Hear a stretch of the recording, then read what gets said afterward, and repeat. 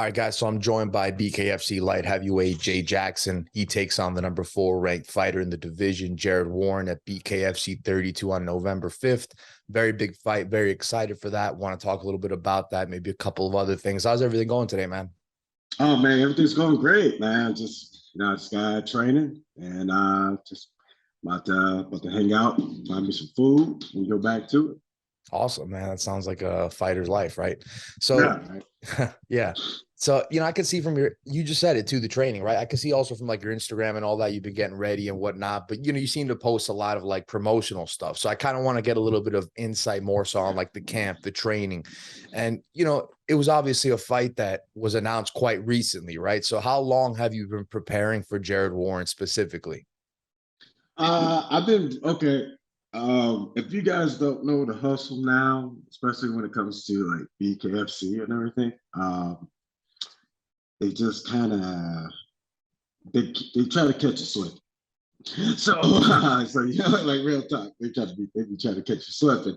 Um, I I'm someone kind of I stay ready, and I'm pretty old school when it comes to like training. So I don't like to put my training out there too loud right now because Okay, I see. Yeah, yeah, I mean like I'm paranoid. I don't want no one I see. knowing my Yeah, yeah. secrets. And Yeah, yeah. that's like I'm trying to get used to that because that's like the new change into like the new morale as being trendy and all that shit. Yeah, I mean like, oh Jay, you should show more training videos. I'm like, no, I don't I don't want to be out. But I knew about Jared. I originally got told that I was gonna fight someone else. And then I think about I want to say if I'm going into 3 weeks, I'm going in about 2.5 now. I want to say about maybe 2 weeks prior to like when it got to like the 4 week mark. That's when I got the contract for Jared. Is that like So an ideal amount of time that obviously you would like more time, right? But I mean, it is what it is. It's a big fight. It's a big opportunity. You can't kind of let those slip, right? Is that kind of your mindset? yeah, I mean like it's they try to catch you slipping, and they really I mean, and I believe it's fair to all the fighters. I mean, like with how BKFC is now, they get bothered. You know what I mean? By hardcore about fighters about when and where and who and what. So, I think 4 weeks for me to know, 4 or 5 weeks knowing that I'm going to fight Jarrett was plenty of time for me to put 4 solid weeks in the focus on Jarrett Warren, if that makes any sense. Yeah. With just what how many fighters are knocking on the door to try to get a fight with BKFC. Absolutely, right. There's many fighters in the division, but there's only 5 ranked guys, right? And you're fighting the number 4 guy. I'm So wearing the number 4 guy. As much as I wish I could have did this and did that, man, I'm just happy I got the opportunity to get a fight. I'm still there, even though I'm like 3 fights in. I'm someone who just really enjoys the journey. I hate to be like so humble about it, but I mean, it is what it is. I mean, like these opportunities don't come easily for people. And for me to be one of the guys to get called up to fight 2 or 3 times a year, I appreciate it. But there is a hustle, there is a bug. I mean, there's calls, but you can't miss the call when they call you back. So, I got Jarrett Warren for about a 5 week. I got me a 5 weeks to get it ready for him, and that's where my personal life comes in. And since I kind of already stay ready, I mean, immediately after I get out of the cage, there's not really much I have to worry about, as in like being prepared for 20 minutes in the ring.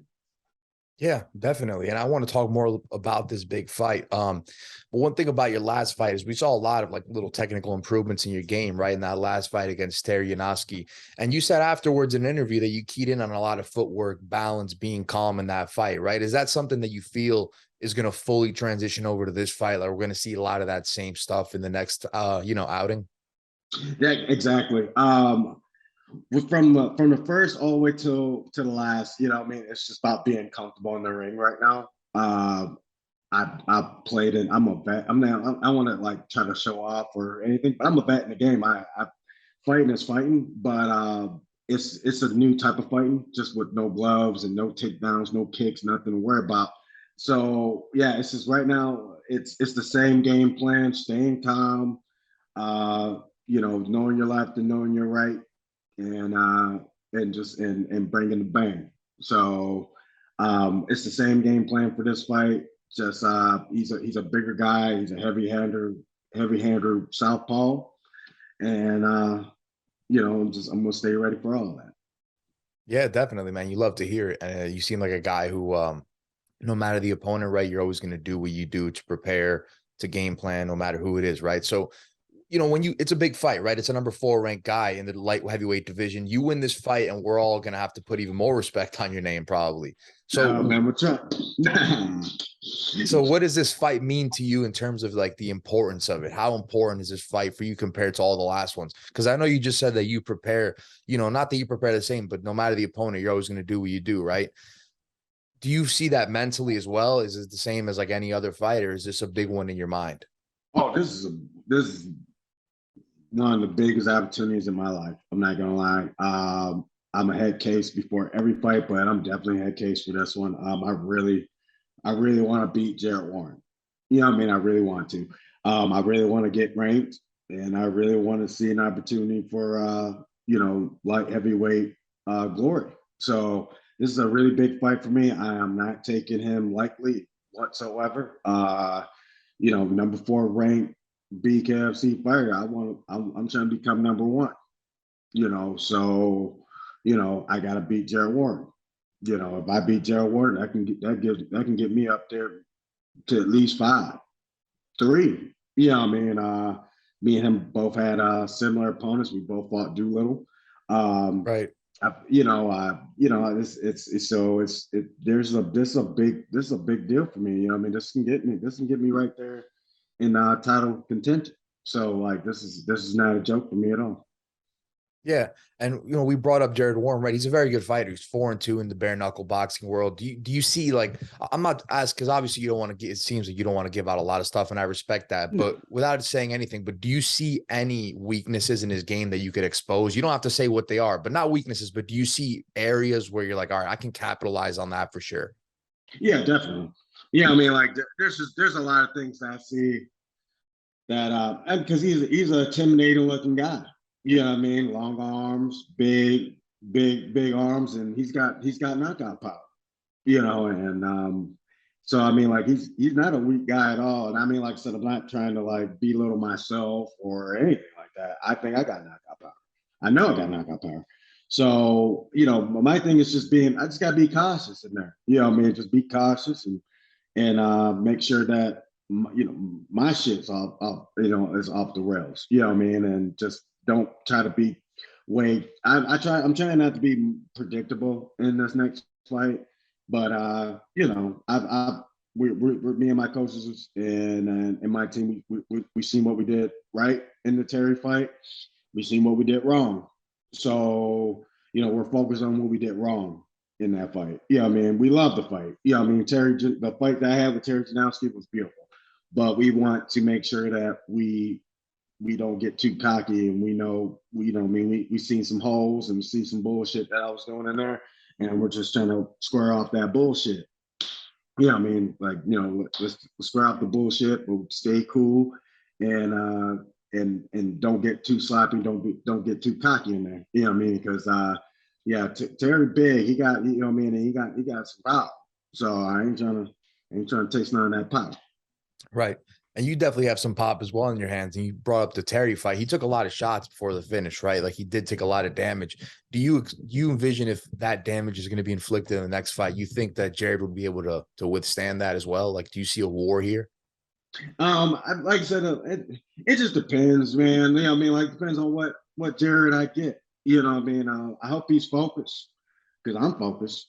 You know what I mean? And that's one thing that I did kind of adore about Terry. You know what I mean? Terry looked focused. You know what I mean? And I'm hoping that Jared does the same thing. Hope he's focused and confident.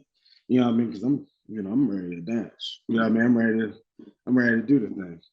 So I I see that I see that Jared can take some punishment, but I know that I got hands. I know I got some pop. So it's just it depends on what Jared comes in because I know what type of Jared's gonna come in. I'm gonna come in focused and razor sharp, and I'm gonna go in there and put on a good fight. Yeah, definitely. Right. And obviously, you don't want to look ahead, but you get the victory here. And I'm sure that's what, you're all in on the victory. There's a lot of fun fights in the division, right? Are there any guys that excite you that you'd want to get in there with? You got Mundell, you got Diaz. There's a lot of exciting fights at light heavyweight there, I feel like. Man, I was really excited about getting Domi. BYB, former light heavyweight champion for that organization.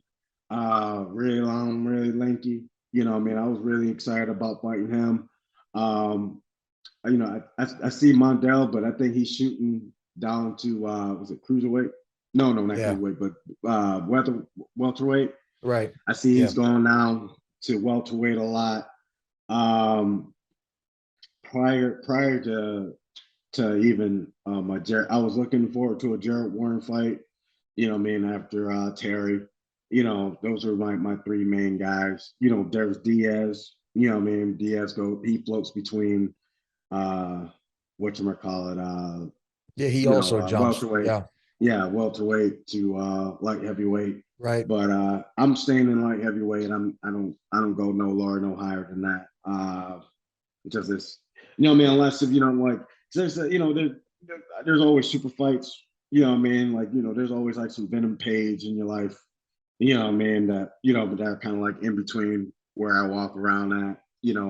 Some Mike Perry. Yeah. They're all in between that. They can probably shoot. They can probably fight at 85, but they go down to 70 type deals. So there's always super fights and stuff like that. But when it comes to like BKFC in my division, I'm staying at 85 for the most part. And there's Simpson. I think David Simpson. He Yeah. fights it. He That'd be a fights fun in one. my. That'd be another fun one too. I was looking at him too. But all respect to anyone who jumped in the ring. I'm still getting my kicks and confidence about being in the BKFC and being in the winning side of everything. So I just try to I'm taking every fight after this, be even, to Jared to any fights after that as seriously as I can because it's I'm new to it. I'm new to the BKFC. I'm new to the BKFC audience, and like I want them to like my style and all that good stuff. Yeah, definitely, man. And you just touched a lot on the future, right? Future fights and all that stuff. You're still young, man. You're only 33 years old. Like, do you see a long future for yourself in bare knuckle boxing? Yeah, I like it. To be honest, this is kind of like my last stop. When it comes to pro competition, Sure. I've been doing MMA for a long time. Right. I'm talking about from my amateur days, like a 10-year anniversary thing came up on Facebook. And I'm like, oh shit, look at that hairdo. Time flies, Uh, man. and it's just been flying, And from the Wild Wild West days of Michigan to sleeping in gyms in Chicago and California and stuff like that. I've really had a really fun journey in this shit. So, BKFC when it comes to professional competition, and I've also traveled around the world. When it comes to pro competition, BKFC is probably like this is a big highlight for me, and I appreciate the organization for having me because it's the biggest, promotion I've fought for so far. And I'm going to try to do my best to try to show out. Yeah, absolutely. And it's definitely one of the, it's definitely become one of the premier promotions in combat sports. We're seeing a lot of big fighters go there, seeing a lot of big stuff happening over there at BKFC. So I'm excited about the future of it. You mentioned MMA, right? You were a fighter for some time, right? When did the idea come about for you to transition and really take on a whole new sport almost, right? Oh man, COVID. Really? Yeah, COVID shut down my whole life for a minute. Like it shut down everyone's lives, to be Sure. real. So like everyone was stuck in the house. So what happens when you get stuck in the house? You just you overthink. So I'm just thinking like, I'm like, I need something to do. There's not really, and I was trying to get into, like, I'm in Michigan, and Michigan was not as bad as like New York or like some of the East Right. Coast places, but we were bad. You know what I mean? Like, we shut down. So I was like, I need to compete. Man, like, and I didn't think this was going to last this long. Wow. So one day I was already kind of going back and forth to California because I was doing some training, I was doing some other stuff over there, and BKFC has always been it was already in my mind, I mean, because I trained with Mark Garbeard about a year prior to that. And he was training for that Ken Shamrock promotion, and we trained together for that fight, and I got the and then I got my confidence up. I think one day at sparring I did like did some good sparring. And he was like, "That's what I'm talking about." This and I'm like, "Oh yeah," I'm like, "Oh, thanks." And going from someone former UFC giving me compliments about how good I'm going, I'm like, okay, Sure. well, maybe I could touch some bare knuckle. So that kind of got some wheels turning. And one day during COVID, I hit him up and I'm like, how can I get into this shit? And he was like, get a manager or whatever. And I was like, all right, cool. Well, I ended up going to tryouts in Tampa right after Knuckle Mania. Well, I think it was like right before Knuckle Mania.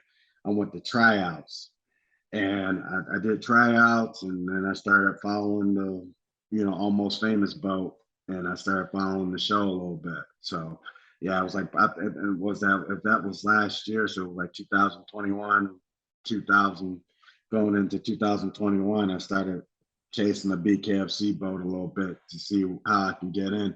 And plus, I knew a couple of guys that got in before me. I think what's his name? Who's the bannerweight guy? The guy from Texas who fought that win. BKFC I'm bantamweight. Yeah, white dude from Texas. I'm just having a hard time with names.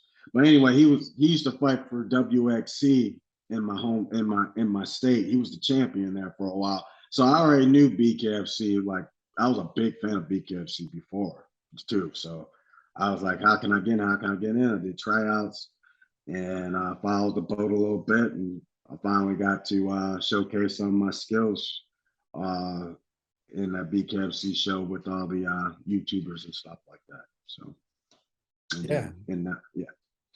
definitely, man.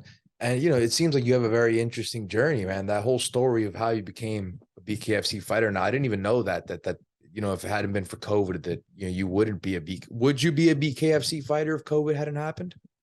To be honest, probably not. Because COVID drove me nuts. I didn't like. I like.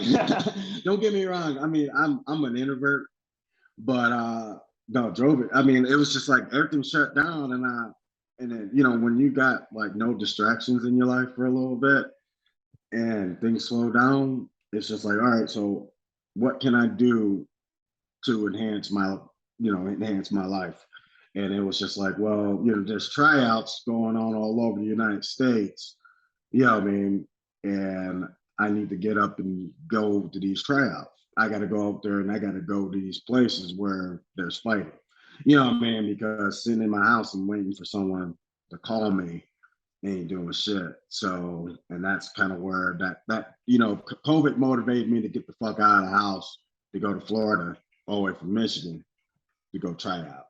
I mean? So that was my big, yeah. So if it wasn't for COVID, drive me nuts. I probably, yeah, there probably been no Action Jackson, fighting Jerry Warren. So It's insane, man, how one thing can happen and just change the whole trajectory of a life, right? I mean, that right. see it all the time, but it's just crazy, man. So, and I do appreciate the time, man. I got a couple questions here as we wrap up. No Um, thanks. yeah, can you talk about the Multiverse FC? Like, what is that, and what's your whole role in that stuff? Oh man, Multiverse FC. That's my personal training project. I've had such a journey in MMA. Traveled all over the world, including Egypt, all over Europe and in Thailand twice. And I just try to teach green adults little mixed martial arts techniques. If it's not stand up, if it's not a little bit of grappling. I've been doing MMA for a really long time, and I'm just trying to teach. You know, that's just me giving back to the community a little bit. And essentially, hopefully, in the next year or two, I have my own gym. Yeah, I mean, so Multiverse FC will be an MMA gym eventually. Yeah, I mean, just like I'm just taking really slow steps. I do seminars, and you know, just I've get about 20, 30 students, and I just show them a little technique, show them what I know, share my story, and you know, and or I do personal training. You know, I mean, I hold mitts for people and stuff like that. I'm certified to hold mitts through Phuket Top Team in Chiang Mai. I mean, not Chiang Mai, but in Phuket, Thailand. I got certified to hold meds. So I hold meds, and I just give people a really fun workout to do, you know, and teach them mixed martial arts and share my MMA stories. And where can people, check all that out? You can check them out on the multiversefc.com or on my multiverse Instagram, uh, you know, multiverse FC. And yeah, you can check all that out and look at the sites I've seen and some of the classes I've been able to put together. Yeah, man, definitely. And my last question, anything the BKFC fans could expect from you, it's a big fight in Orlando. We spoke about the preparation. Is that going to shine through even more than the last time? Like, what do you think we'll see in there? Oh man, just gonna see a good fight, man. I guess simple as that. You know, man, I'm not someone who likes to predict the future, but just know that I'm gonna be prepared. I've been putting in time, and I'm ready to shine. You know what I mean? You know, bad respect to Jared Warren, his camp. I hope, like I said, I hope he's taking me seriously because I'm definitely taking him seriously. And you know, like one way or the other. You know what I mean? It's gonna be a good fight, and I'm gonna try to be victorious, man. All right, guys, BKFC 32, November 5th in Orlando. This man, Jay Jackson, will take on Jared Warren in a big fight for the light heavyweight division. Thanks for joining the show, Jay. Best of luck, man. Hey, man, no problem, dude. Thank you for having me.